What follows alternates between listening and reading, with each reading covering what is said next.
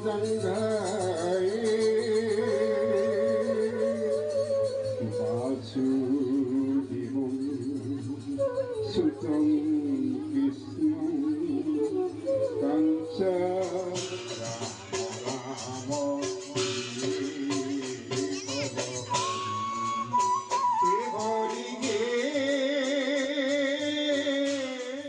guys, welcome back to my YouTube channel. আজি এটি নতুন ভিডিঅ'লৈ আপোনালোক সকলোকে স্বাগতম জনাইছো আৰু আজি কিহৰ ওপৰত ভিডিঅ'টো বনাবলৈ লৈছো আপোনালোকক জনাইছো।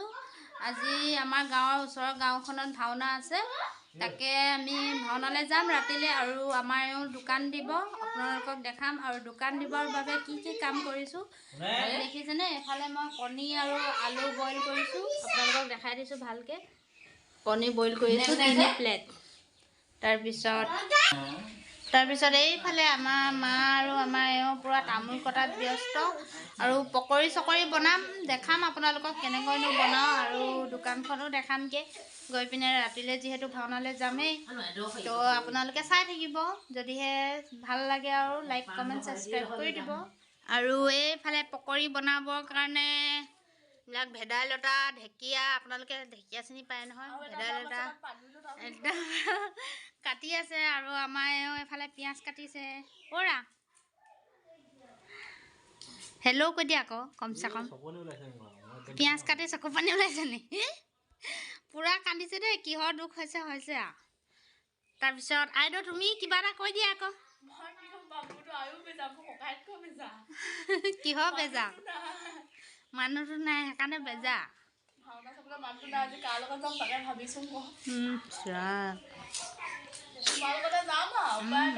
ওলাবা ওলাবা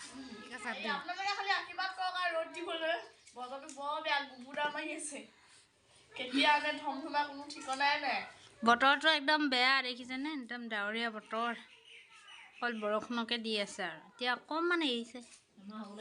এতিয়া তেতিয়াহ'লে আৰু এইফালে আমাৰ মা আৰু সৰু ছোৱালীজনী বহি আছে।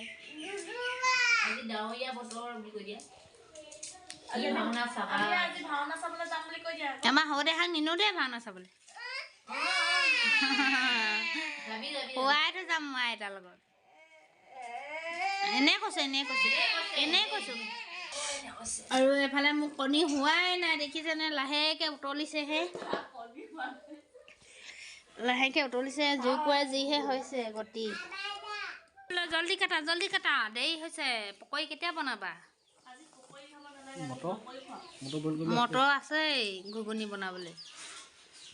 এইফালে আমাৰ লাহে লাহে একদম মাৰি আছে আৰু এইফালে মটৰ ঘুগুনি পাতিছোঁ। মটৰখিনি বইল কৰি লওঁ, তাৰপিছত ধুনীয়াকৈ তেল মাৰি দিম, তাৰপিছত ঘুগুনি হৈ যাব আৰু এইফালে ঘুগুনিখিনি সিজে মানে এফালে পকৰি বনাবৰ কাৰণে আটা 1 কেজি লৈছোঁ আৰু এতিয়া ইয়াতে ময়দা পেকেট লৈছোঁ, ময়দা দি দিছোঁ।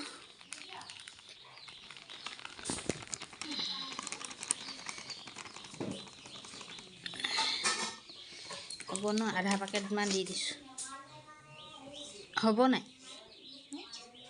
পকৰি বেচনো দিয়ে নি? বৰ ভালকৈ নাজানো নহয়, বেচন দিয়ে নাই? আটা আৰু ময়দা দিয়া হৈ গ'ল আৰু এতিয়া দি দিছোঁ বেচন।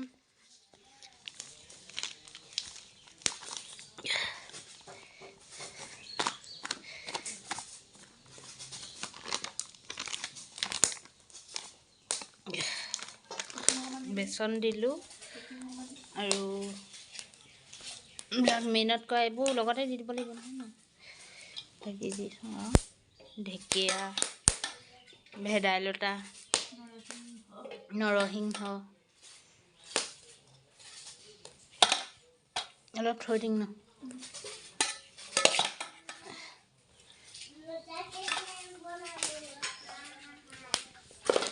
আৰু এতিয়া পিঁয়াজ দিছোঁ, এইখিনি ধুনীয়াকৈ হেৰি কৰি ল'ব লাগিব, মঠি ল'ব লাগিব।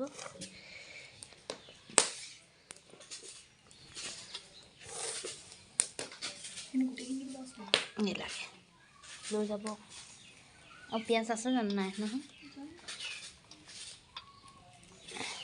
জলকীয়াখিনি দিয়া, মোৰ একদম হাত ভমভমাই গৈছে আৰু এইখিনি জলকীয়া দি দিছোঁ ৰেড চিলি নানিলেচোন ৰেড চিলি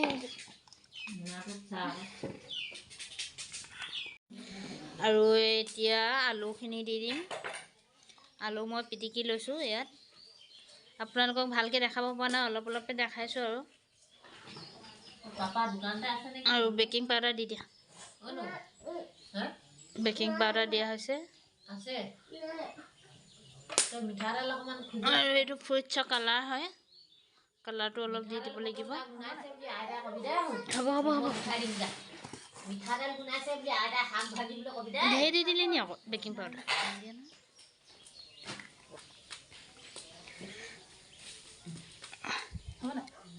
ইমান গাল নালাগে অকণমান দিলে হৈ গ'ল হ'ব হ'ব কালাৰ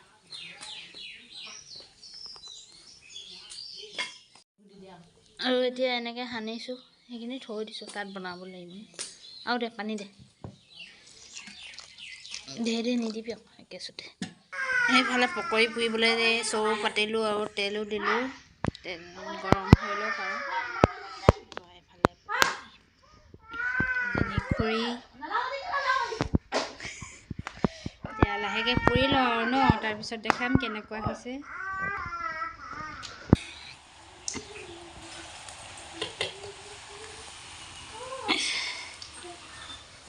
পকৰি বনালোঁ একদম গধূলি হৈ গ'ল দেখিছেনে একদম আন্ধাৰে হৈ গ'ল এইখিনি মটৰ ঘুগুনি বনালোঁ আৰু এইবিলাক পেকিং হ'লেই দেখাবলৈ নাপালোঁৱে আপোনালোকক ভালকৈ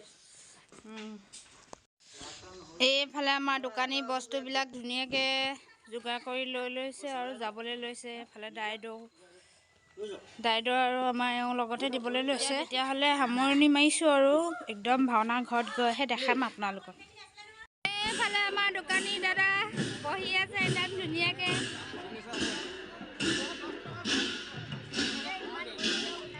আমি পাইছোঁহি আৰু এইফালে ধুনীয়াকৈ গায়ন বজোৱা ষ্টাৰ্ট কৰিলেই আৰু ইমান ভালকৈ দেখাব পৰা নাই আপোনালোকে তথাপিও অকণমান দেখাবলৈ চেষ্টা কৰিছোঁ কাটি কুটি আপোনালোকে চাব আৰু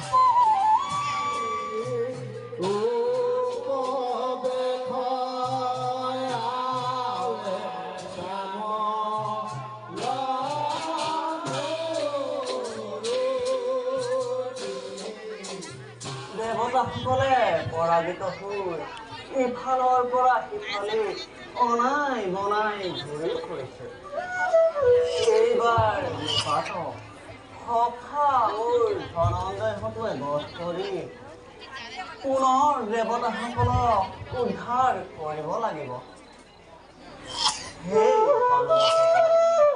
তোমালোকে যেন মোৰ পৰা বিচলিত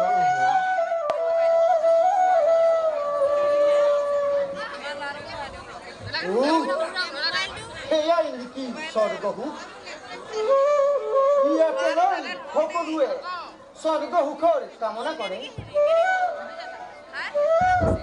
ইন্দ্ৰ ঠিক তোৰেই জীৱন ঠিক তোৰেই বাহুবল শতধিক তোৰ পুৰন্দৰ নাম পৰিলে মনত সেই নিপাতৰ ৰণৰ কথা আজিও মোৰ বুকু কঁপি উঠে পুনৰ যদি এই স্বৰ্গৰাজ্য আক্ৰমণ কৰে তেতিয়াহ'লে বাৰু আমি কৰিম কি দেৱৰাজ আজি আপোনাক অধিক চিন্তিত লাগিছে যাৰ কাৰণে আপোনাৰ শৰীৰৰ জ্যোতি অম্লান হৈ পৰিছে আমি জানিব পাৰোঁনে? ঠিক কথা কৈছা বৰুণ। দেৱৰাজৰ হীৰৰ জ্যোতি কৃষ্ণ পক্ষ ছন্দ কলা কমি যোৱা দি দেৱৰাজৰ লাৱণ্য দিনক দিনে কমি গৈছে। দেৱৰাজ তাৰ কাৰণে কোনো চিন্তা নকৰিব। থাকে মানে 33 কোটি দেৱতাসকলে কি শক্তিয়ে কৰিব কামত সেই অমৰাৱতীপুৰত। দেৱৰাজ এইবাৰ সমস্তৰ শক্তি প্ৰয়োগ কৰি হ'লেও সেই দৈত্যকুল ধ্বংস কৰিব লাগিব। দেৱৰাজ আহে যদি দৈত্যৱতী ৰণৰ সাজে শিক্ষা দিম আমাৰ ক্ষেত্ৰত দেখুৱাম জগতত দেৱতাৰ শক্তি কিমান। ভাইহঁত আৰু দ্ৰৌপদী, তোমালোকৰ অৱস্থা দেখি আজি এই ধৰ্মৰাজৰ হৃদয় কান্দি তথাপিও ভাইহঁত তোমালোকৰ উৎসাহে নাই মই আছোঁ দিয়ক। হয়